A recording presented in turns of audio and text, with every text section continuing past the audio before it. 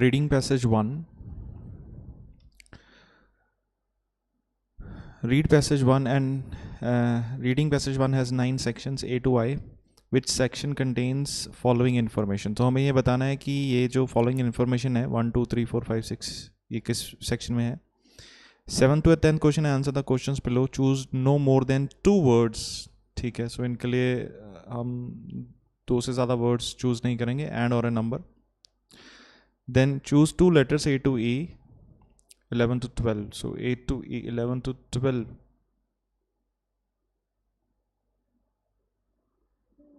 On your answer sheet. ठीक है. सो इसमें से हमें 2 ऑप्शन चूज करने हैं और इन चारों में से करेक्ट लेटर ABC तो वो बताना है. ठीक है. So will start with passage 1. Hearing impairment और other auditory function deficit in young children can have a major impact on their development of speech and communication. जो hearing impairment होती है, impairment होता है damage.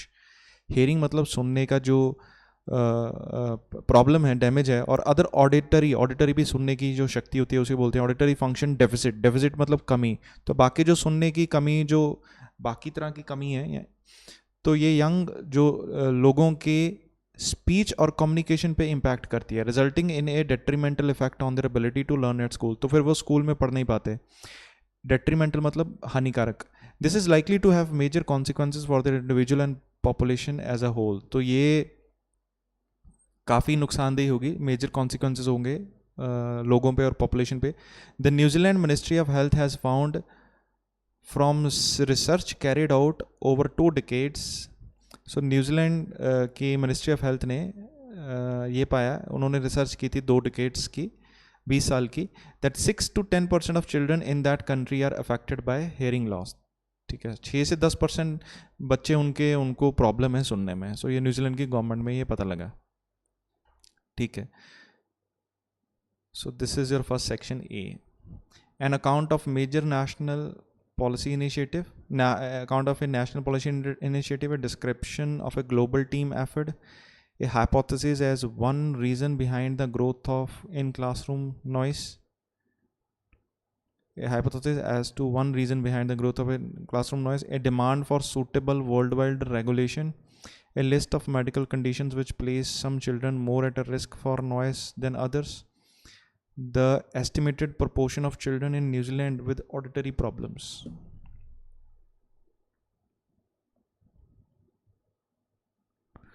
तो ये तो हमें पता है किस में था, estimated proportion of children in New Zealand with auditory problems. तो ये हमें मिल गया पैराग्राफ ए में.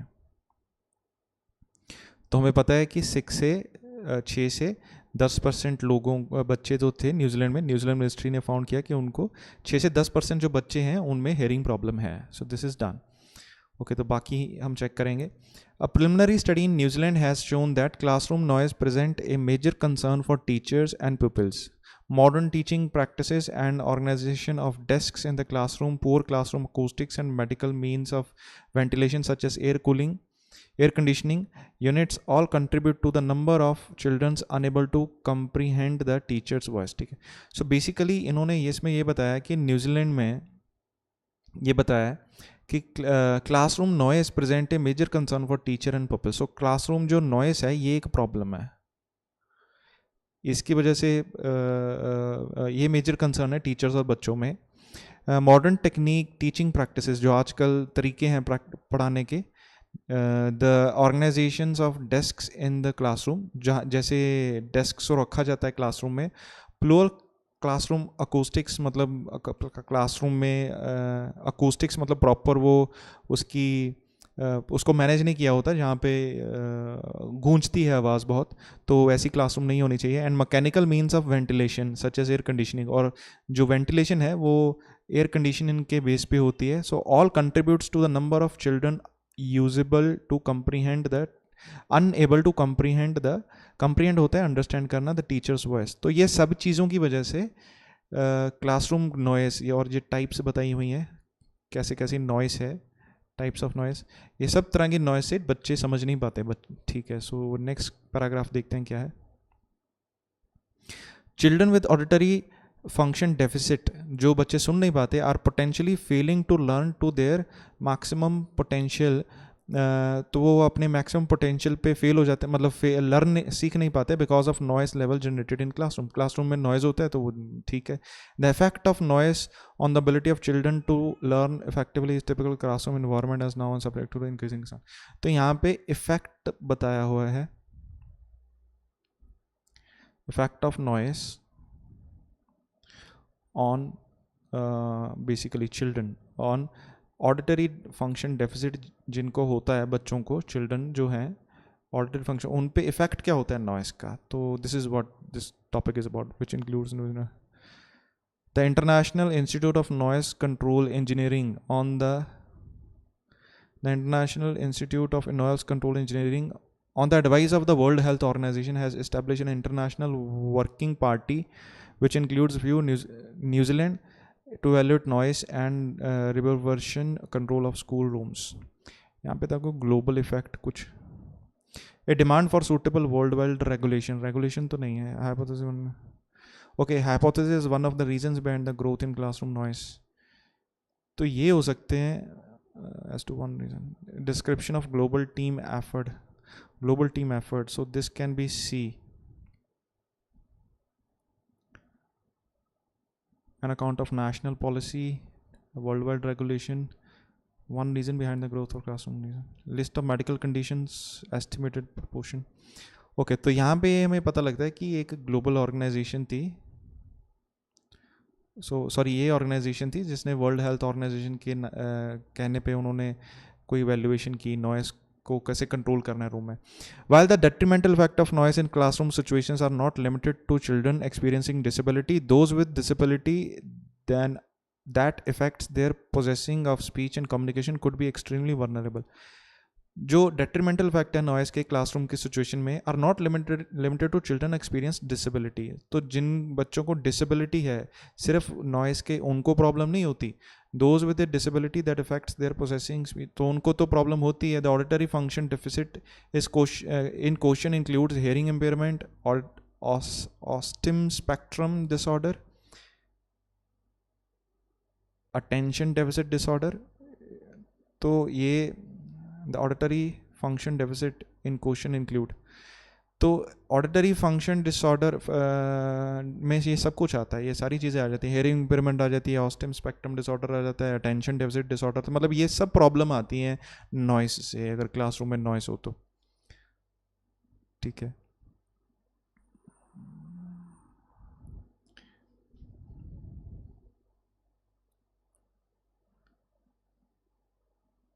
list of medical conditions which place some children more at risk from noise than others.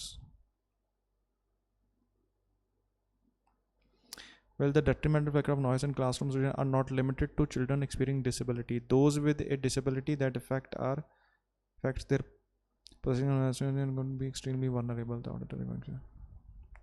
तो ये हमारा हो सकता है कि जो बच्चे सिर्फ डिसेबल हैं ये सिर्फ उन तक लिमिटेड नहीं है, इसकी वजह से और भी बहुत सारी प्रॉब्लम्स आती हैं। Medical condition which place some childrens more at a risk from noise than others. तो ये जो बच्चे हैं अगर इनको नॉइस अगर मतलब ये नॉइस से इनको ज़्यादा प्रॉब्लम हो सकती है बाकी बच्चों से। Autism is considered a neurological and generic lifelong disorder that causes discrepancies in the way information is processed. This disorder is characterized by interlinking from, ठीक है, तो इसमें ऑस्टिज्म की डेफिनेशन है तो क्या है? ये एक neurological and genetic life long disorder है। चलो इसमें ये डिसऑर्डर वगैरह बताया होगा। ऑस्टिम does not allow learning to, okay ऑस्टिम spectrum disorder often result in major difficulties in comprehending verbal information and speech recognition. ठीक है, तो ये वर्बल इंफॉर्मेशन और स्पीच रिकॉग्निशन में समझने की, कंप्रीहेंड मतलब समझना का, इसको प्रॉब्लम आती है। Those experience these disorders are often found sound such as crowd noise, and those experiencing these disorders often find sounds such as crowd noise and noise generated by machinery painful and distress। जो ये जो लोग होते हैं इनको crowd noise और जो machinery से जो नॉइस होती है उनसे बड़ी दिक्कत होती है। तो ये ऑस्टिम के बारे में बताया। यहाँ पे ऑस्टिम का कुछ नहीं आया. For what period of time has hearing loss in school children have been studied in New Zealand. For what period of time hearing loss. So starting में बताया था न्यूजीलैंड की study. New Zealand health ministry has found from research carried out over 2 decades that 6 to 2. ठीक है, तो New Zealand में ये बताया था कि कितनी एस्टिमेटेड प्रोपोर्शन है, और ये भी पता था कि कितनी देर के लिए उन्होंने स्टडी की थी. उनके 2 decades, not more than 2 words. 2 decades आप 20 years भी लिख सकते हैं, 20 years और 2 decades लिख सकते हैं.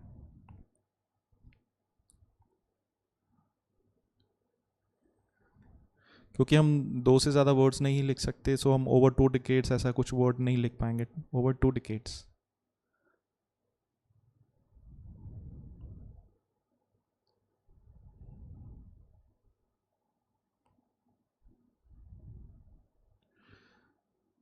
In addition to machinery noise, what other type of noise can upset children with OSTIM? OSTIM के बारे में हमने अभी पढ़ा. एक तो क्राउड नॉइस और noise generator machinery. Okay, crowd noise और मशीनरी नॉइस दोनों से इनको प्रॉब्लम है. Machinery noise, crowd noise. आप अकेला क्राउड भी लिख सकते हैं और साथ में नॉइस भी लिख सकते हैं. आई होप आपको ये विजिबल है. मैं इसको थोड़ा ऊपर कर देता हूँ. आई अपोलोजाइज अगर कोई सेक्शन छूट गया, बट मैं बोल दूंगा, आपको समझ आ जाएगा.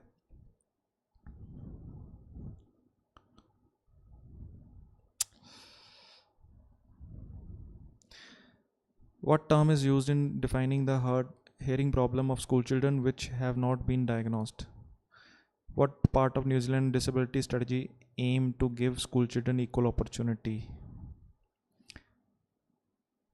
पहले एक बार पढ़ लें सारा portion. The attention deficit disorder are indicative of neurological and genetical disorder. ठीक है, यहाँ पे अटेंशन होता है कॉन्सेंट्रेट करना. डेफिसिट डिसऑर्डर, ठीक है, पहले ऑस्टिम था, अब अटेंशन डेफिसिट डिसऑर्डर के बारे में बता रहे हैं. ये भी न्यूरोलॉजिकल और जेनेटिक डिसऑर्डर है and are characterize by difficulty by sustaining effort. तो ये भी कोई दिक्कत होगी इनको. Okay, background noise in classroom become major distraction. ठीक है. Children experiencing an auditory function deficit can often and speech and communication very difficult to isolate and process when set against high level of background noise. जब background noise हुई तो ये जो auditory function deficit होता है इनको ये अच्छी तरह से समझ नहीं पाते.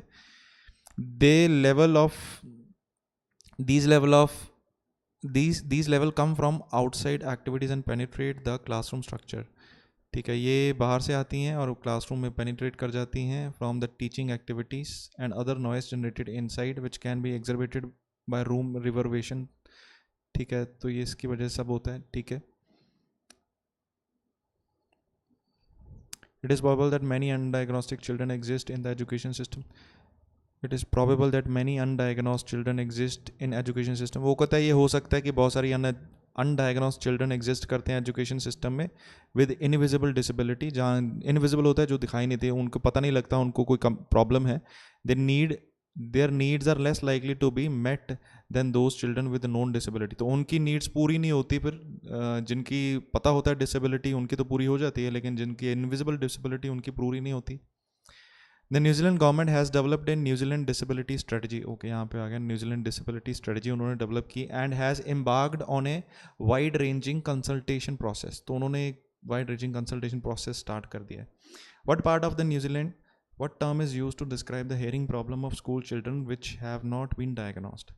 वट टर्म, सो जिनकी प्रॉब्लम डायग्नोस नहीं होती थी उनके लिए क्या वर्ड यूज़ किया जाता था. उनके लिए हमने अभी देखा है invisible disabilities.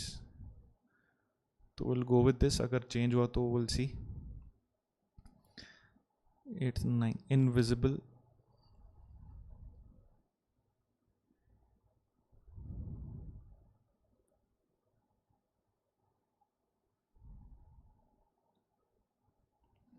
ये टर्म यूज़ की है उनके लिए. What part of New Zealand disability strategy aim to give school children equal opportunity? The strategy recognize, okay, इन्होंने एक strategy बनाई. The strategy recognize that People experiencing disability face significant barriers in achieving a full quality life in areas such as attitude, education, employment and access to service. उन्होंने बोला ये जो disabled जो face करते हैं उनको ये इसमें full quality of life नहीं मिलती. Objective 3 of the New Zealand disability strategy is to provide the best education for disabled persons by improving education so that all children, youth learners and adult learners will have equal opportunity to learn and develop within their already existing social environment for a successful education learning. तो उन्होंने एक objective था, उनका objective का नाम यहाँ पे दिया हुआ है. ये बोल रहे थे कि उनको सब कुछ प्रोवाइड करेंगे जिससे उनको will have equal opportunity to learn and develop. ठीक है, गवर्नमेंट इज वाई ये सिग्निफिकेंट है, improve the likelihood of great benefit children. Okay, so this is the answer of objective 3.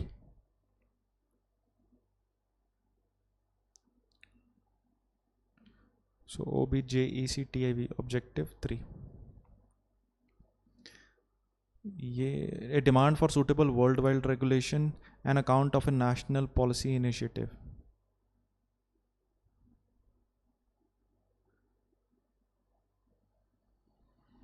The Indian government has developed a national policy initiative. So we'll go with H. A hypothesis is one of the reason behind the growth of classroom noise. Classroom noise के बारे में जो बताया था, hypothesis होता है मतलब कि कोई एक ऐसा उन्होंने सिस्टम सोचा कि hypothesis मतलब कोई ऐसे फैक्ट्स वगैरह इकट्ठे किए जिस पे उन्होंने कोई अपना थॉट बेस किया हो. आई होप आपको समझ आ रहा है कि मतलब कुछ इन्फॉर्मेशन मिली उस पे हमने कोई हाइपोथेसिस बनाया. हाइपोथेसिस मतलब अपना नज़रिया बनाया कुछ कि ये ऐसा हो सकता है. तो क्लासरूम नॉइस का हाइपोथेसिस कहाँ पे बना था? Answer is B. यहाँ पे बताया गया था टाइप्स ऑफ क्लासरूम नॉइस इसके वजह से जो होता है. A number of countries, इसमें 1, 2, 3 demand for suitable worldwide regulation. A number of countries are already in the process of formulating their own standard of control and reduction of classroom noise. बहुत सारी countries इस पे काम कर रही हैं. The literature of New Zealand will probably follow their example. ठीक है. The literature to date on noise in school appears to be focused on effect of school children in general, their teacher and the hearing impairment.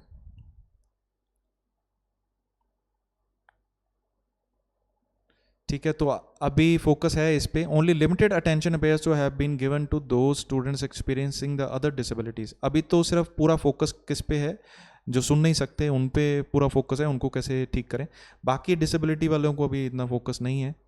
It is imperative that the need of these children are taken into account in the setting up of appropriate international standard to be promulgated in future. तो in future इनके लिए भी standards बनाएंगे. सो इसलिए हम बोल सकते हैं कि यहाँ पे वर्ल्ड वाइड रेगुलेशंस की जो बात हुई है that will be in I.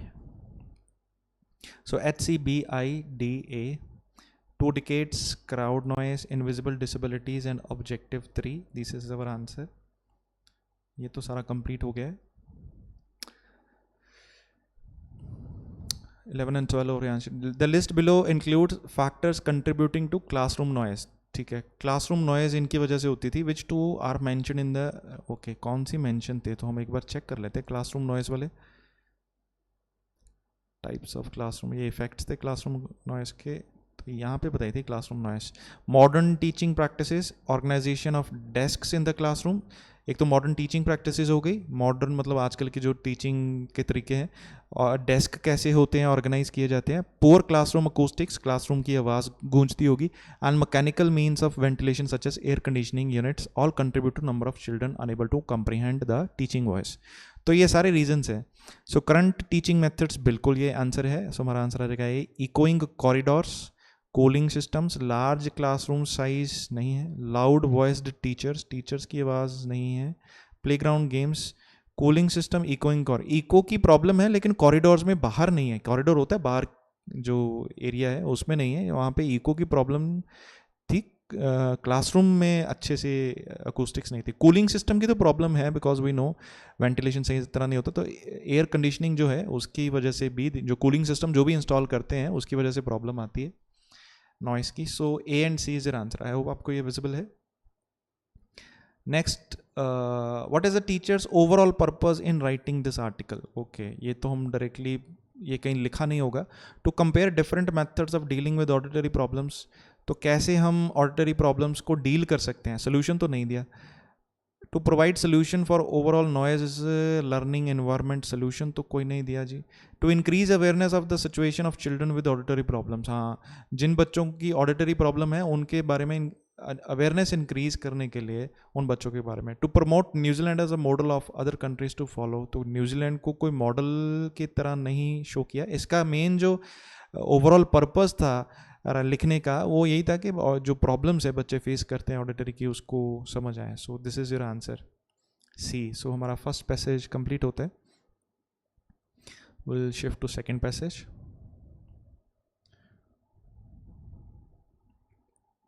Venus in transit. Venus एक प्लैनेट है. ट्रांजिट मतलब जो ट्रांजिट करता है, चलता है, घूमता है. पैराग्राफ ए. सो पहले चेक कर लेते हैं. Write the correct letter A B C D. एक बार आपको ये ज़रूर देखना है कि जैसे मैं स्टार्टिंग में पढ़ता हूँ, जहाँ जहाँ मुझे लगता है कि वही एक्स्ट्रा इन्फॉर्मेशन दी है, जैसे एग्जाम्पल दी है कोई या कोई एक्स्ट्रा इन्फॉर्मेशन दी है, मैं वो नहीं पढ़ता. मैं स्टार्टिंग की 2-3 लाइनें पढ़ूंगा, लास्ट लाइन पढ़ूंगा ज़्यादा से ज़्यादा. बीच की अगर इन्फॉर्मेशन पढ़नी है, आपको लगता है इंपॉर्टेंट है कि वो पढ़ो, तो ये आपका डिसीजन है कि आपको ये इंपॉर्टेंट लगता है कि नहीं लगता. सो ये that you need to understand. On 8th June 2004, more than half of the population of the world were treated to a rare astronomical event. For over 6 hours, the planet Venus steadily inches its way over the surface of the sun. ठीक है. This transit of Venus was the first since 6 December 1882. On that occasion, the American astronomers professor, तो ये कोई Venus का जो transit था जो सन के आगे से निकला होगा उसके बारे में बताया गया है. 6 आवर्स का लंबा ये ट्रांजिट था.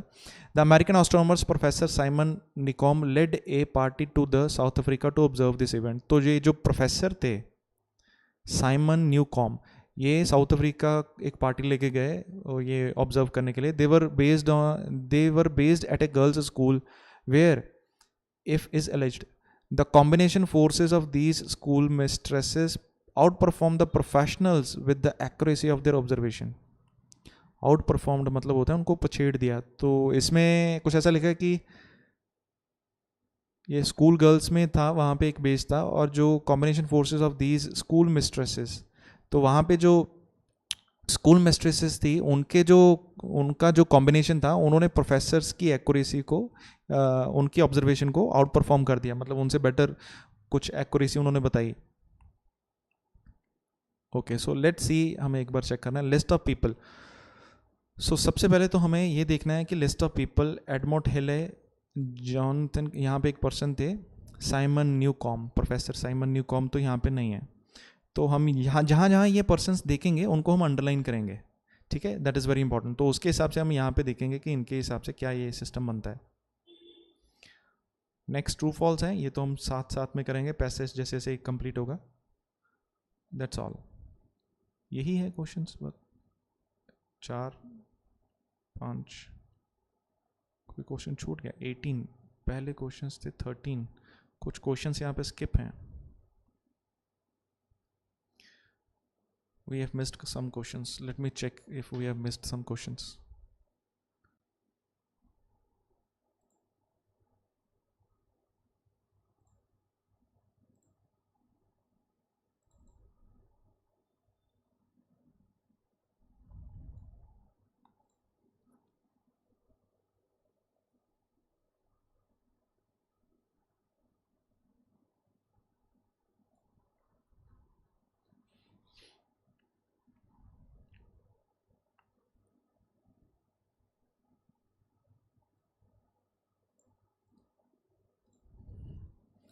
So, okay, there are some questions.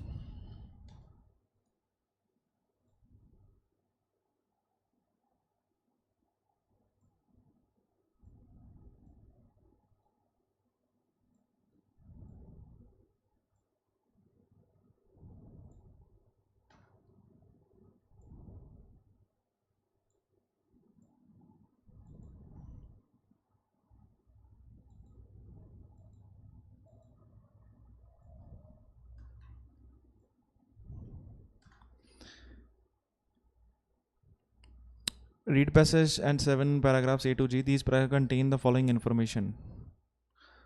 Okay so right correct A to G. तो ये हमें इन्फॉर्मेशन बतानी है कि किस पैराग्राफ में है. A B C D E A to G, G तक है ये. सो ओके सो फर्स्ट हाँ we have done.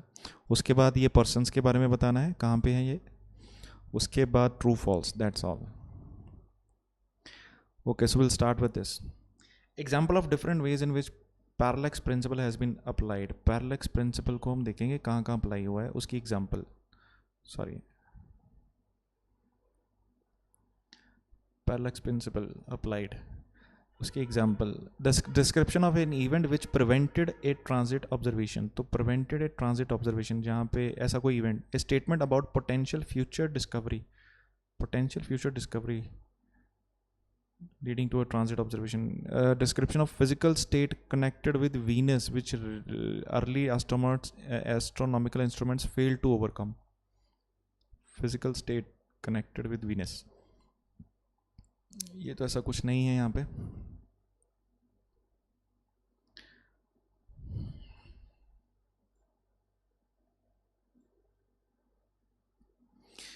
So we'll start. Okay. So for centuries, transit of Venus have drawn explorers and astronomers alike to the four corners of the globe. So सालों से जो transit है Venus का, उसने explorer और astronomers को have drawn explorers and astronomers alike in a four corners of the globe. So उनको मतलब इकट्ठा किया है, उनकी अटेंशन खींची है. And you can pull it all down to the extraordinary polymath Edmond Halley. ठीक है. सो पॉलीमैथ होता है जिसको बहुत सारी जानकारी हो, काफ़ी कुछ उसको ज्ञान हो. So extraordinary polymath and you can pull it all down to the extraordinary polymath Edward Halley. In November 19, तो आप ये इसके बारे में मतलब इस पे सब फोकस ला सकते हैं. November 1677 Halley observed a transit of the innermost planet Mercury. तो उसने मरकरी की ट्रांजिट को देखा. ट्रांजिट मतलब वो कैसे मतलब घूम रहा है, चल रहा है. From the desolate island of Helen in South Pacific. South Pacific से उसने उसको ऑब्जर्व किया. He realized that from different latitudes the passage of the planet across the sun disks would appear to differ. So उसने ये देखा कि different latitude से जो passage है उसका sun का वो differ करता है. By timing the transit from two widely separated locations, terms of astronomers could calculate the parallax angle. तो by timing the transit from two widely separated locations, अगर हम दो separate locations से उसकी transit को देखें टाइमिंग की, तो हम जो एस्ट्रोनॉमर्स की टीम है वो पैरेलैक्स एंगल को कैलकुलेट कर सकती है. The apparent difference in position and the astronomical body due to difference in the observation of position. Calculating the angle would allow astronomers to measure what was then the ultimate goal, the distance of the earth from the sun. This distance is known as the astronomical unit or AU. तो फिर वो calculate कर सकते थे astronomers measure what the ultimate goal, the distance of the earth from the sun. This distance known as AU. इस distance को जो distance है अर्थ का सन तक वो उसको AU बोलते हैं. एडमंड हैले. एडमंड हैले ने क्या किया था? He calculated the distance of the sun from the earth based on the observation of Venus with a fair degree of accuracy. Venus तो नहीं, उसने मरकरी को ऑब्जर्व किया था. He understood that the distance from the sun from the earth could be worked out by comparing observations of a transit. He realized that the time taken by planet to go round the sun depends on the distance from the sun. Planet को घूमने का जो time है उसके बारे में बताया. He witnessed the Venus transit. Venus के बारे में तो नहीं आया. So we can say the answer is 19. 19th का आंसर है A. Okay. So 18th. Next.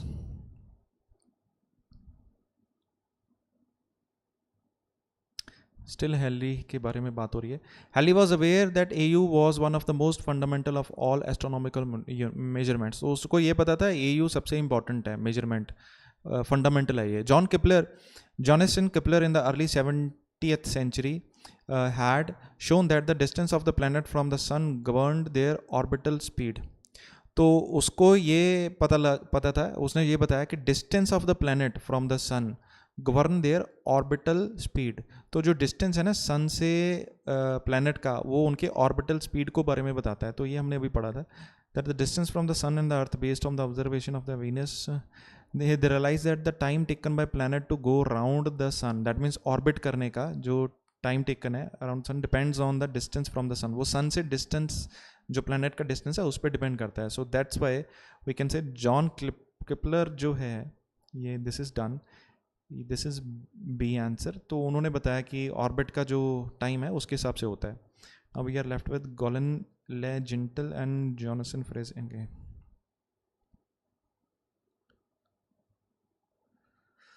The goal was measured to AU. However, the Henry दोबारा है। Henry realized that Mercury was so far away that the parallax angle would be very difficult to determine. तो उसको ये पता था Henry को कि mercury बहुत दूर है, तो उससे पैरेलक्स एंगल बहुत ही मुश्किल है डिटर्मिन करना। As Venus was closer to the earth, Venus पास है अर्थ के, its parallel angle would be larger and Henry worked out that by using Venus it would be possible to measure the sun's distance 1 part in 500। ठीक है, तो वो सन का distance measure कर सकता है, but there was a problem थी। Transit of Venus unlikely those of Mercury are rare. जो वीनस के ट्रांजिट थे वो मरकरी से कम थे, अकरिंग इन पेयर्स रगली 8 years अपार्ट। तो 8 साल का अंतर था every 100 or so years। Okay, nevertheless, he accurately predicted that Venus would cross the face of the sun in both 1761 and 1969। तो लेकिन उनको ये पता था कि वीनस जो है वो सन को क्या फेस को क्रॉस करेगा इन 2 सालों में। दो ही didn't survive to see either, पर लेकिन वो बचा ही नहीं उन दोनों सालों को देखने के लिए, मतलब उसकी डेथ हो गई थी तब। इंस्पायर्ड बाय हेनरी सजेशन और way to pin down the scale of the solar system, team of British and French astronomers set out an expedition to place endeavours as India and Siberia। तो इससे impress होके कुछ एक team थी French और British की, उन्होंने India और साइबेरिया मतलब इतने दूर दूर तक उन्होंने इसकी खोज शुरू कर दी। But things weren't helped by Britain and France being at war। But Britain और फ्रांस आपस में लड़ रहे थे, इसके लिए उनको कोई फ़ायदा नहीं हुआ। तो the person who observe more sympathetically is the French astronomer Guillaume Le Gentil. तो सबसे ज़्यादा सिंपथी जिसको जो डिज़र्व करता है वो ये पर्सन है, क्योंकि मे बी शायद ये कुछ कर नहीं पाया। He was thought bye the fact that, मतलब उसको थॉट होता है बीट करना, मतलब वो पिछड़ गया या वो उससे मारा गया, मारा तो नहीं होगा, मतलब वो पिछड़ गया by the fact that British were besieging his observation site at Pondicherry in India, fleeing on a French warship across the Indian Ocean. Lee Gentle saw a wonderful transit, but the ship's pitching and rolling ruled out any attempt at making accurate observation। तो वो वहाँ पहले वो India में था, लेकिन वो वहाँ से निकल गया इंडियन ओशन में। तो वहाँ पे वो जो शिप में जब जा रहे थे तो उनको एक अपॉर्चुनिटी मिली, the ship pitching rolled out, लेकिन उनको अपॉर्चुनिटी मिली ट्रांजिट को देखने की, वीनस के ट्रांजिट को देखने की। बट जो शिप की रोलिंग थी, मतलब वो कॉन्स्टेंटली हिल रहा था, तो उससे वो rolling out any attempt at making accurate observation, तो वो एक्यूरेट ऑब्जर्वेशन कर नहीं पाए। Undaunted he remain south of the equator, तो वो इक्वेटर के साउथ में रहे। Keeping himself busy at studying the island of Mauritius and Madagascar, तो वो किसी और चीज़ में बिजी हो गए। Before setting up to observe the next transit in the Philippines, तो उनकी नेक्स्ट जो ट्रांजिट थी उनको फिलीपींस में मिली। Ironically, after traveling nearly 5,000 kilometers, his view was clouded out at the last moment, a very dispiriting experience। तो लेकिन last moment में जब वो वीनस की ट्रांजिट देखने वाले थे, उनको आगे क्लाउड आ गया तो मतलब बटो वे से वो देख नहीं पाए होंगे कुछ फिर।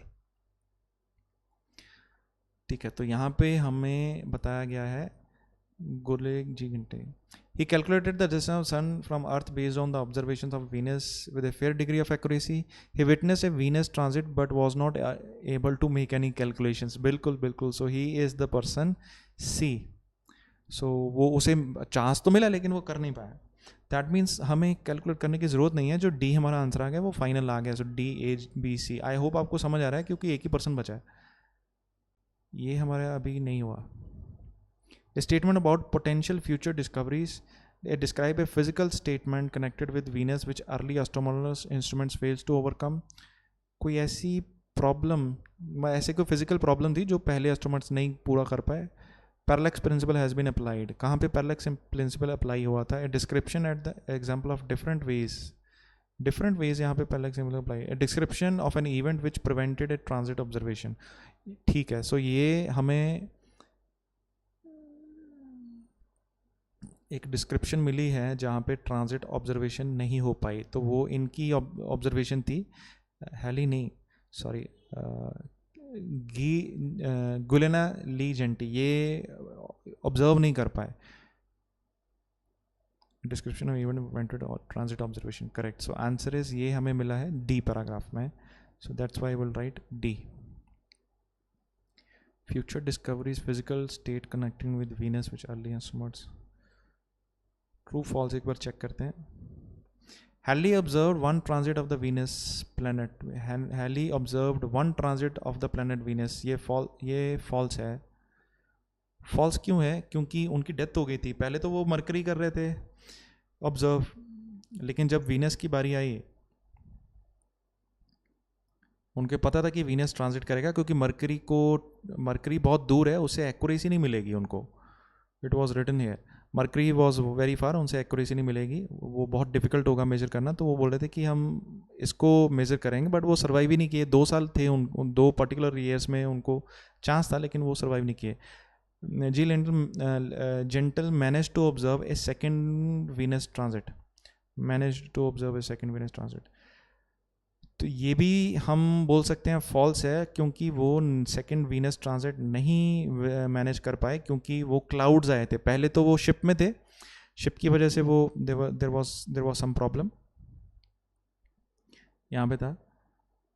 सो वॉर चल रही थी, तो उनको इंडिया से वो चले गए, फिर शिप में थे, वहाँ पे वो एक्यूरेटली ऑब्जर्व नहीं कर पाए. तो फिर नेक्स्ट टाइम जब उनको फिलीपींस में एक मौका मिला, तो वहाँ पे क्लाउड्स की वजह से उनको प्रॉब्लम आई, तो ये तब भी नहीं कर पाए. The shape of the Venus appears distorted when it starts to pass in front of the sun. ये अभी नहीं आया अभी. Early astronomers suspected that the atmosphere on the Venus was toxic. जो एस्ट्रोनॉमर्स थे अर्ली के पहले के, उन्होंने कहा कि वीनस का एटमॉस्फेयर टॉक्सिक है. The parallax principle allow astronomers to work out how far away distant stars are from the earth. ये हम बोल सकते हैं ट्रू है, क्योंकि पैरेलैक्स प्रिंसिपल क्या होता है कि 2 सेपरेट जगह से हम एक ही डिस्टेंस को, एक ही जगह को देखें. तो फॉर एग्जांपल हम यहाँ से इसको देखें तो हमें इधर और इधर, मतलब जो एंगल्स हैं उनसे पता लग जाता है कि डिस्टेंस बीच में कितना है. फॉर एग्जांपल अगर मैं सामने दीवार को देखूंगा, मेरे और दीवार के बीच में अगर कोई चीज़ आ जाती है, तो मैं, क्योंकि मेरे पास 2 आँखें हैं, तो मैं उसे जब देखूंगा, अगर मैं एक ही आँख से देखूँ तो मैं डिस्टेंस नाप नहीं सकता. लेकिन क्योंकि हमारे पास 3D ऑप्शन है, क्योंकि हमारे पास 2 आँखें हैं, तो हम 3D में देख सकते हैं. तो मुझे पता लग जाएगा कि अगर बीच में कोई चीज़ है तो उसके पीछे दीवार है, तो उस चीज़ और दीवार के बीच में डिस्टेंस कितना है. That is called parallax principle in general. तो वही यूज़ किया जाता है अगर हम, बिकॉज अगर हम स्टार को देखें दूर से तो हमें डिस्टेंस नहीं पता लगेगा. लेकिन स्टार और मेरे बीच में कोई जगह आ जाए और मैं लेट्स सपोज अर्थ के एक साइड से और देखूं उसको, उसी समय मैं अर्थ के दूसरी साइड से देखूं, तो ये पॉसिबल कैसे है? कोई ऐसा मैकेनिकल इंस्ट्रूमेंट बनाया जा सकता है जो अर्थ के एक साइड से इधर से भी देखे, उसी समय उधर से भी देखे. टेक्नोलॉजी से हम ऐसा, फॉर एग्जांपल कैमरास बना सकते हैं, तो एक ही टाइम पे उसको शूट करें. तो यहाँ से और यहाँ से जब हम शूट करेंगे तो उसके 2 ऑब्जेक्ट्स बनेंगे, तो एक एंगल बनेगा जिससे हम एक्चुअली मेजर कर सकते हैं साइंटिफिकली कि वो कितना दूर है. अगर आपको ये समझ नहीं आया, दैट्स ओके, बिकॉज यहाँ पे वही प्रिंसिपल की बात कर रहे हैं, पैरेलैक्स प्रिंसिपल, जो कि डिस्टेंस मेजर करने के लिए यूज़ किया जाता है. Will start.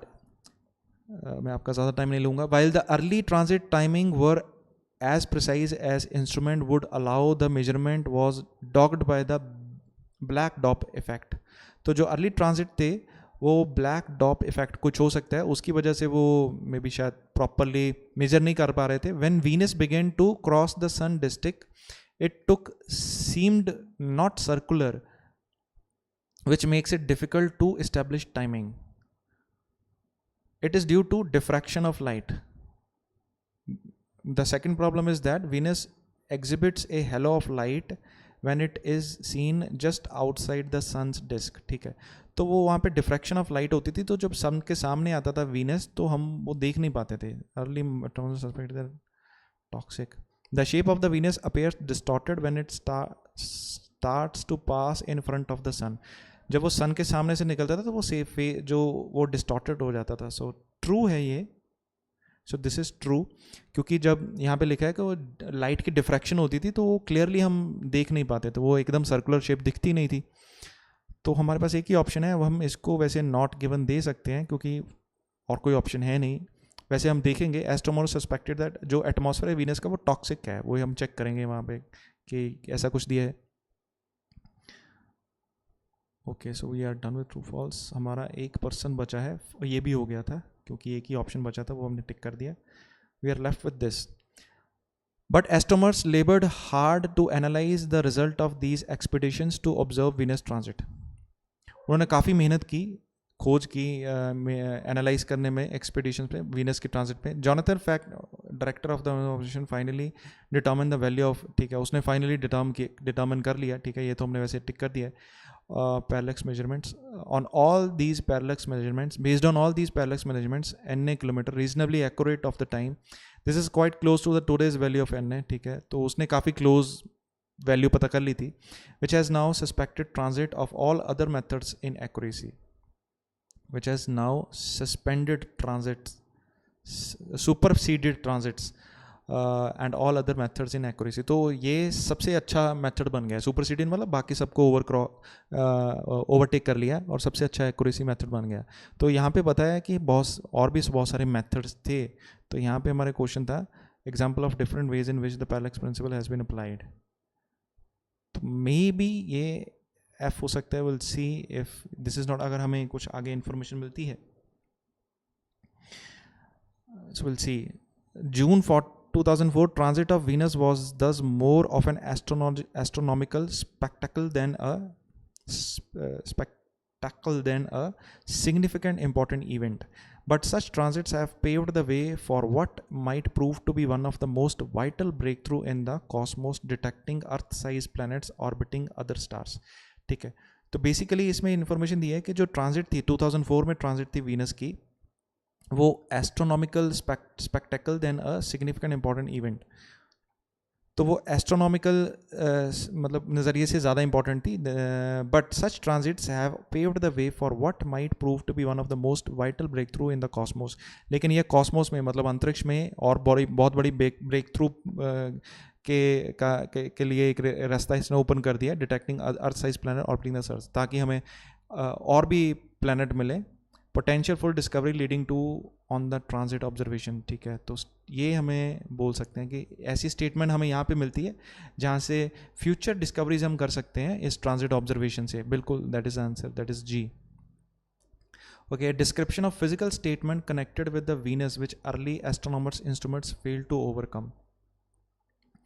सो 17th जो है, सो हमें वीनस के बारे में कोई ऐसी इंफॉर्मेशन जो पहले लोग समझ नहीं पाए, तो पहले एस्ट्रोनॉमर्स देख नहीं पाए, तो वो हम ये बोल सकते हैं कि ये वीनस की जो प्रॉब्लम थी। While this showed astronomers that Venus was surrounded by a thick layer of gases reflecting sunlight around it, both effects made it impossible to obtain accurate timing। तो क्योंकि उसके आसपास में बहुत सारी गैसेस होती थी, जिसकी वजह से वो सनलाइट की रिफ्रैक्शन की वजह से वो पॉसिबल ही नहीं था। तो ये एक प्रॉब्लम थी, सो जिसकी वजह से हम उसको वीनस को देख नहीं पाते थे। तो ओके, ये पहले एस्ट्रोनॉमर्स को पता नहीं थी, सो दिस इज ई। ओके, लेकिन हमें ये बताया कि यहाँ पे गैसेस थी, बहुत सारी थिक लेयर ऑफ गैसेस थी, लेकिन हम ये नहीं बोल सकते कि वो टॉक्सिक थी। गैसेस कोई भी हो सकती हैं, अर्थ में के भी आसपास एटमॉस्फेयर में बहुत सारी गैसेस हैं, लेकिन we can't say these are toxic. So this is your second paragraph. Passage number 3।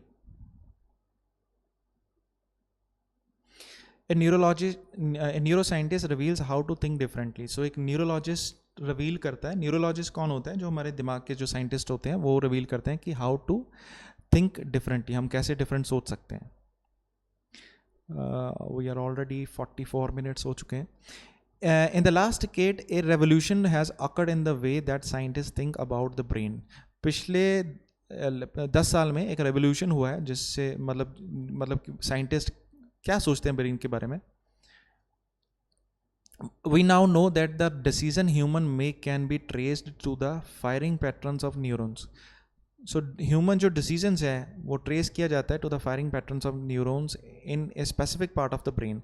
These discoveries have led to field known as neuroeconomics. ठीक है, तो ब्रेन कैसे डिसीजन लेता है ये इसकी एक नई फील्ड बन गई है जिसको हम बोलते हैं neuroeconomics, which studies the brain's secrets to success in an economic environment that demands innovation and being able to do things differently from competitors. ठीक है, ये क्या स्टडी करती है? ये ब्रेन के सीक्रेट स्टडी करती है जो कि इकोनॉमिक एनवायरनमेंट में सक्सेसफुल होने के लिए ज़रूरी होते हैं. Which success in economic environment, secrets to success in economic environment that demands innovation and being able to do things differently from competitors. और जो मतलब ये बताती है कि कैसे लोग इनोवेटिव होते हैं और डिफरेंट करते हैं चीज़ें जो उनके कंपिटिटर्स हैं उनसे डिफरेंट करते हैं. ए brain that can do this is an iconoclast one. जो ब्रेन ऐसा कर सके उसको आइकोनोक्लास्ट ब्रेन बोलते हैं. Briefly, an iconoclast is a person who do something that others says can't be done. तो iconoclast वो पर्सन होता है जो वो काम करता है जो बाकी बोले नहीं हो सकता. ठीक है, तो ये डिफरेंट पर्सन हो गया. सो इसके क्वेश्चंस हैं, पहले विल सी. पहले तो MCQ हैं, then yes no not given, and then 3 questions हैं जिसके हम ABCDE हमें चेक करना है. Okay, will see. Neuroeconomics, अच्छा न्यूरो इकोनॉमिक्स हमें यहाँ पे पता था, is a field of study which seeks to. तो ये कैसी फील्ड है? विच सीक्स टू, वे क्या समझती है?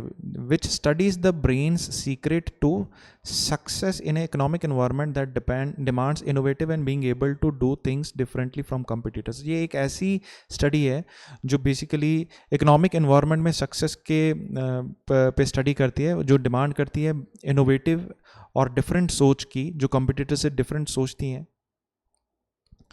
Cause a change in how scientists undertake brain chemistry, understand how good decisions are made in the brain, understand how brain is linked to achievement in competitive fields, trace the scientific firing patterns in neurons of different areas of the brain. So हम ये बोल सकते हैं कि न्यूरोइकोनॉमिक्स क्या है, ये समझना है कि brain is linked to achievement in competitive field. Competitive field में ब्रेन कैसे अचीव कुछ करता है. Okay, according to the writer iconoclast are distinct because. Iconoclast अलग क्यों होते हैं? क्योंकि वो different. Iconoclast a person who do something the other parents can't do. So they create unusual brain circuits, their brain functions differently, their personalities are distinctive, they make decisions easily. वो आसानी से decision बनाते हैं? नहीं. उनके brain circuits होते हैं? नहीं. वो क्रिएट करते हैं brain circuits. The brain function differently, ये हो सकता है. देयर पर्सनैलिटी आर डिस्टिंक्टिव, उनकी पर्सनैलिटी अलग होती है. The definition implies that iconoclasts are different from other people, but more precisely, it is their brain that are different in their distinctive way. उनका brain जो different होता है, ठीक है. Perception, fear response and social intelligence. तो different in 3 different ways. तो वो 3 different ways पे their brain, it is their brain that are different in 3 different ways. तो उनका जो ब्रेन है वो 3 डिफरेंट वे से डिफरेंट होता है. Perception, fear response. Fear perception मतलब उनकी सोच, फियर रिस्पॉन्स वो जब कोई प्रॉब्लम है तो कैसे रिस्पॉन्स करते हैं, सोशल इंटेलिजेंस वो लोगों से कैसे इंटरेक्ट करते हैं. Each of these 3 functions utilise a different circuit in the brain. ये तीनों डिफरेंट फंक्शंस हैं ब्रेन के, उनको यूटिलाइज करता है.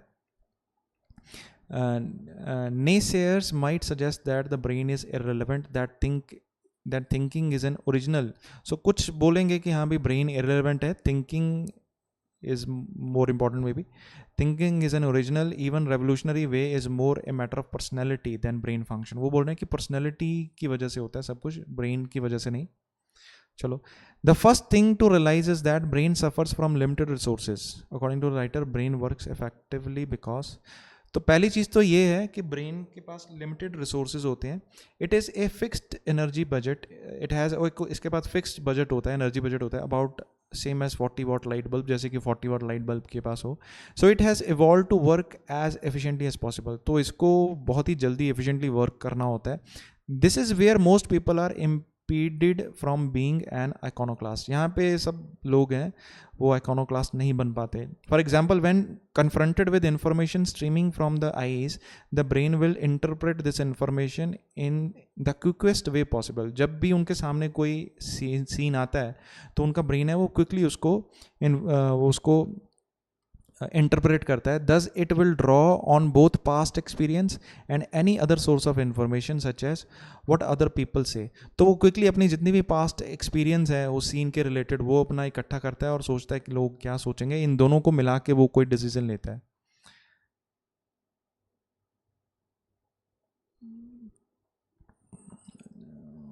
and any such as what other people say to make sense is what it is seeing. तो उससे वो सेंस बनाता है कि वो क्या देख रहा है. According to the writer the brain works efficiently because it use eyes quickly. वो आइज फास्ट यूज करता है. It interprets data logically. वो एकदम लॉजिकली डाटा इंटरप्रेट करता है दिमाग. It generates its own energy. वो अपनी एनर्जी जनरेट करता है. It relies on previous events. तो हम ये बोल सकते हैं कि वो जब भी वो उसके सामने से कोई चीज़ जाती है वो अपनी पास की सारी इन्फॉर्मेशन इकट्ठी करता है तो उसके बेस पे वो डिसीजन लेता है कि क्या है situation. According to the writer and iconoclast thinker,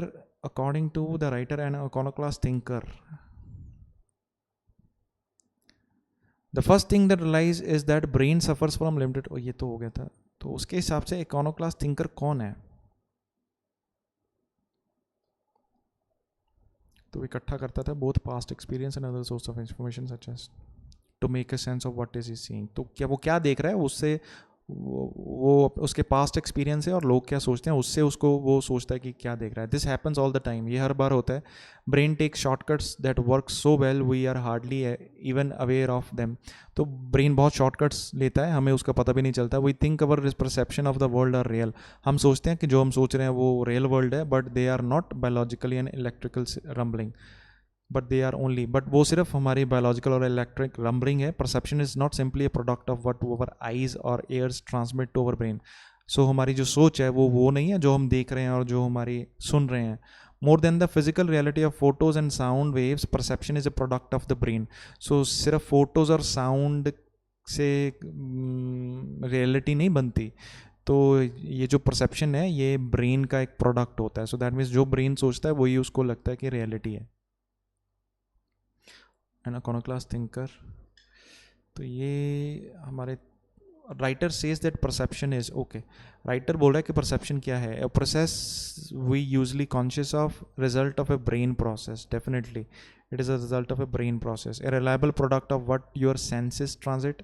A combination of photons and sound waves. नहीं, फोटोज और साउंड वेव्स का तो प्रोडक्ट है ही नहीं परसेप्शन. तो वो ब्रेन हमें क्या बताता है. Perception is a product of brain. तो ब्रेन का प्रोडक्ट है perception. Perception is central to iconoclast. ठीक है. परसेप्शन जो है ये मेन है iconoclasm के लिए. iconoclast see things differently to other people. Their brain do not fall into efficiency pitfall as much as average person's brain. जो iconoclast है ना तो वो अलग सोचता है. वो एकदम से डिसीजन लेने में नहीं करता. वो उस गड्ढे में नहीं गिरता जो बाकी सब एकदम जो कुछ सामने आया एकदम से डिसीजन ले लिया उसमें नहीं जाता वो जैसे एवरेज लोग करते हैं. iconoclast because they were born that way or thought learning. So iconoclasts have found ways to work around the perception shortcuts that plague most people. तो उन्होंने एक तरीका निकाला है जो बाकी लोगों को प्रॉब्लम क्रिएट करता है उससे बचने का. मे बी शायद वो ऐसे बने हैं या उन्होंने सीखा है. Perception is not something that is hardwired into the brain. It is learning process. तो परसेप्शन कोई ऐसी चीज़ नहीं है जो पहले ही ब्रेन में होती है. एक लर्निंग प्रोसेस है. According to the writer iconoclast thinker centralises perception thinking in one part of their brain. वो अपने ब्रेन के एक हिस्से में परसेप्शन को सेंट्रलाइज करते हैं. Avoid cognitive traps. वो कॉग्निटिव ट्रैप्स को अवॉइड करते हैं. कॉग्निटिव ट्रैप्स क्या होते हैं. जो एकदम क्लियर जो ट्रैप्स होते हैं उनको. Okay. Has a brain that is wired for learning. तो वो उनका ब्रेन लर्निंग के लिए बना होता है. Has more opportunities than the average person. उसके पास ज़्यादा अपॉर्चुनिटीज़ होती हैं. नहीं, तो वो एक्चुअली वो अवॉइड करते हैं वो ट्रैप्स जो बेसिकली नॉर्मल पर्सन जिसमें फंस जाता है. जो शॉर्टकट्स हैं उसको वो उसमें वो ट्रैप में नहीं फंसते. ठीक है. Everything the brain sees, hears and touches has multiple interpretations.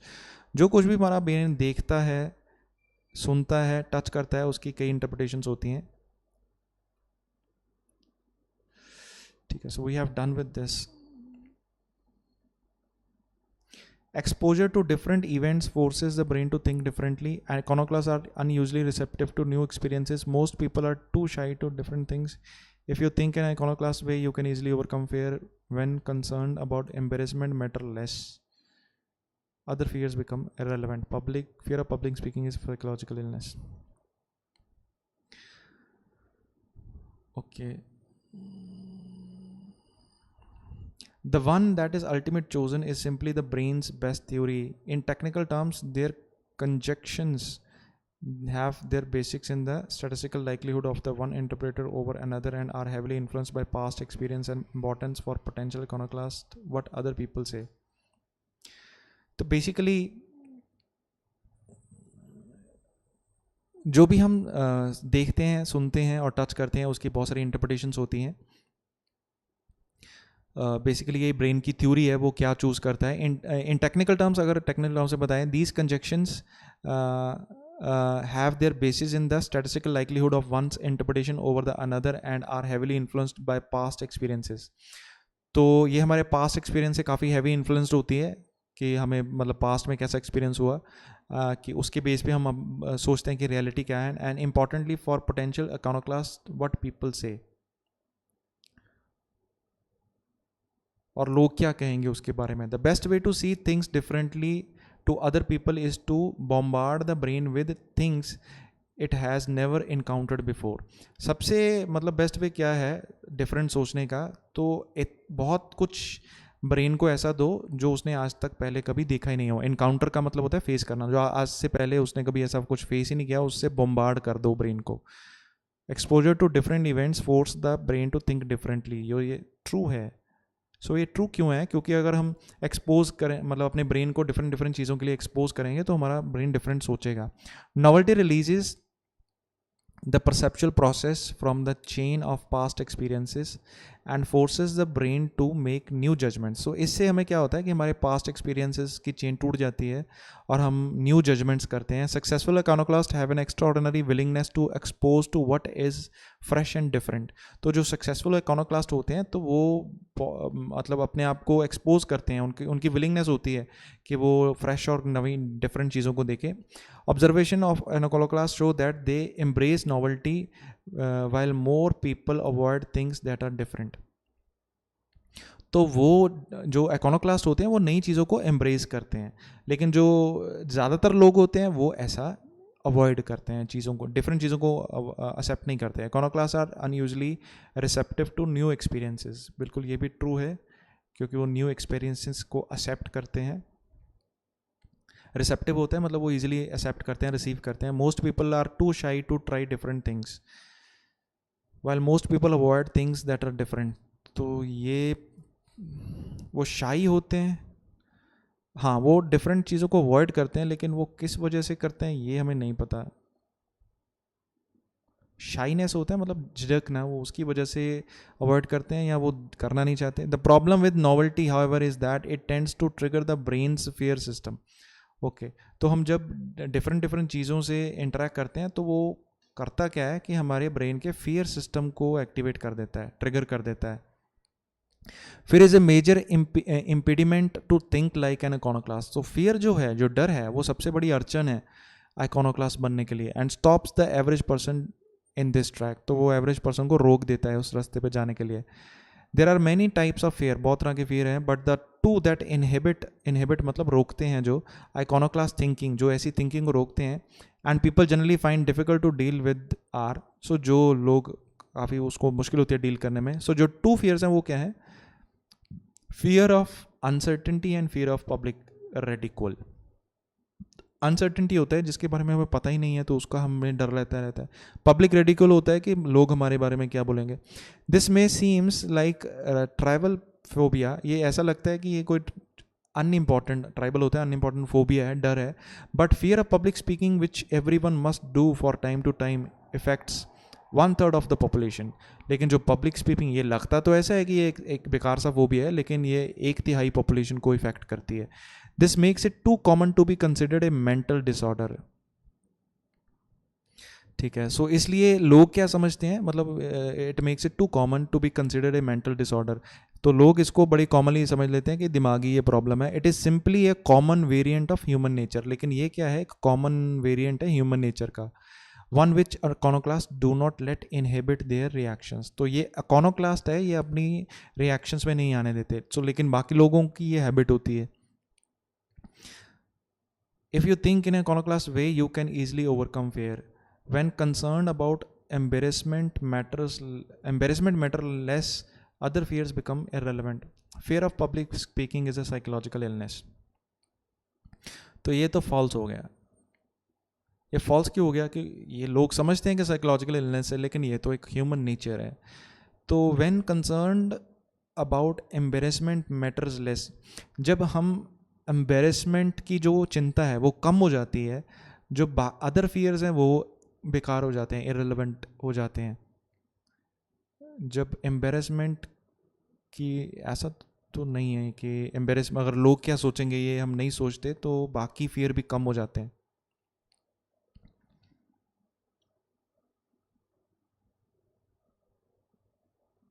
ऐसा आई डोंट थिंक ऐसा कुछ दिया है। If you think in an iconoclastic way you can easily overcome fear. अगर आप इकोनोक्लास्टिक वे में सोचें तो आप फियर को आसानी से ओवरकम कर सकते हैं। ये तो नहीं है which iconoclast do not let inhibit in their reactions. ठीक है, तो इकोनोक्लास्ट को भी ऐसी प्रॉब्लम्स फेस होती हैं, लेकिन वो उसको अपनी एक्शंस में आने नहीं देते। तो ऐसा नहीं है कि अगर इकोनोक्लास्टिक वे हम सोचेंगे तो हम फियर को ईजिली ओवरकम कर लेंगे। So that's why I will consider it to be false.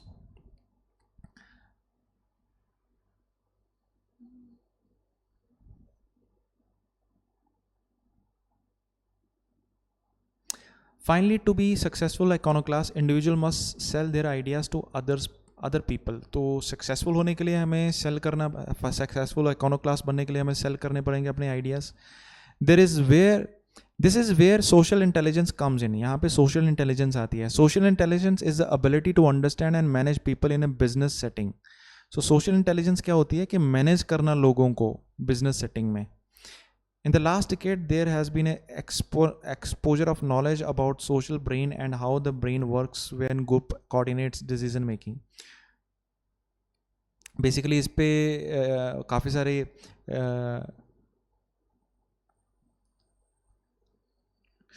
इसके बारे में काफ़ी एक्सपोजर हुआ है पिछले 10 सालों में कि सोशल ब्रेन कैसे काम करता है और ये कैसे कोऑर्डिनेट करता है डिफरेंट ग्रुप्स को डिसीजन मेकिंग में। Things like a successful iconoclast is demanding because it requires both perceptual and social intelligence skill. Okay, a successful iconoclast individual must sell their ideas to other people. This is where thinking like a successful iconoclast is demanding, because the concept of the social brain is useful to iconoclast because iconoclasts are generally an asset because their way of thinking.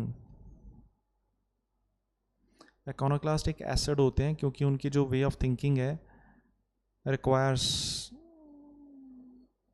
focuses। तो requires तो नहीं होगा, requires मतलब कि वो asset होते हैं क्योंकि उनको ऐसा करने की ज़रूरत होती है। नहीं, वो asset होते हैं क्योंकि उनमें कोई खूबी होगी।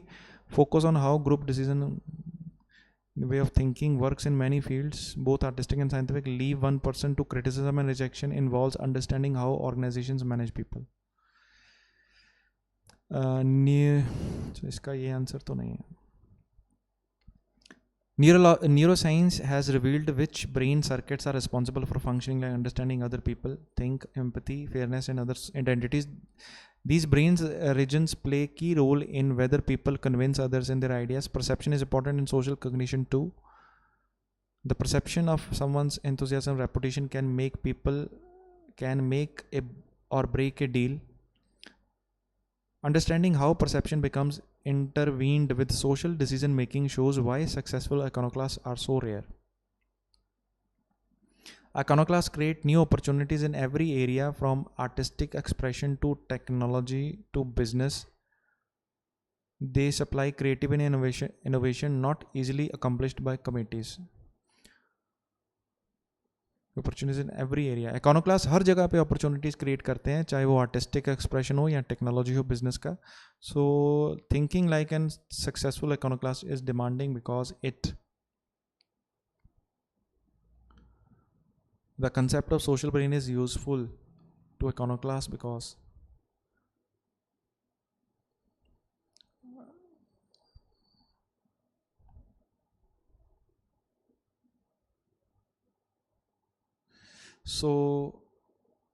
इसका आंसर हम बोल सकते हैं, आंसर इज सी, 40th. क्योंकि iconoclast create new opportunities in every area from artistic expression to technology to business. तो फिर इकोनोक्लास्ट हर जगह के लिए जनरली एसेट है. मतलब एसेट क्या होता है, फ़ायदा है वो, क्योंकि उनकी जो वे ऑफ थिंकिंग है वो हर जगह हर फील्ड में काम करती है, चाहे वो आर्टिस्टिक हो या साइंटिफिक हो. सो इसलिए हम इसका आंसर देंगे सी. आपको विजिबल है होप. तो ये तो हो गया. Rules are important to them. Iconoclast face alienation and failure. वो एलिनिएशन और फेलियर, एलिनिएशन होता है मतलब अलग फील करना बाकियों से, घुलना मिलना नहीं है, एंड फेलियर, वो फेलियर भी फेस करते हैं, but can also be a major asset to any organisation. But वो किसी भी ऑर्गेनाइजेशन के लिए मेजर एसेट हो सकते हैं. It is crucial for success in any field to understand how the iconoclast mind works. तो ये बड़ा इंपॉर्टेंट है किसी सक्सेस के लिए कि इकोनोक्लास्ट माइंड काम कैसे करता है. The thinking like a successful iconoclast is demanding because it requires both perceptual and social intelligence skills. The concept of the social brain is useful to iconoclasts because it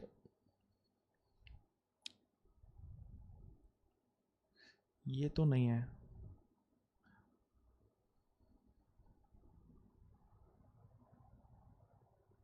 So we can say this is A and this is B. So thinking like successful iconoclast is demanding because it requires both perceptual and social intelligence skills.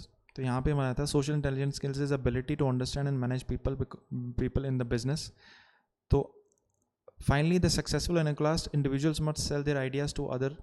तो इसका मतलब हमें बाकियों के साथ अच्छा interact करना पड़ेगा.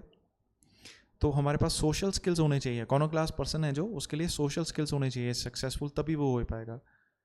तो ये सोशल स्किल्स क्या होते हैं, दूसरों को समझना. So thinking like a successful iconoclast is demanding because it requires both perceptual and social intellectual skills. उसके बाद परसेप्शन मतलब सोच के भी स्किल्स होने चाहिए, और सोशल इंटेलिजेंस के भी स्किल्स होने चाहिए कि लोगों के साथ इंटरेक्ट कैसे करना है. और the concept of social brain is useful. Social brain का कंसेप्ट यूजफुल है क्योंकि ये फोकस करता है किस पे, कि लोग काम कैसे करते हैं. सोशल ब्रेन का कंसेप्ट ही क्या है बेसिकली. तो सोशल ब्रेन का मतलब है how brain works with group coordinate decision making. So the concept of social brain is useful to acknowledge because it focus on how group decision on an action. So that is very clear. तो ये B answer जैसे ही आ जाएगा. So that is A, B and C. तो ये हमारा answer A से मैच कर जाएगा. आई होप आपको ये क्लियर हो रहा है. Thank you for watching.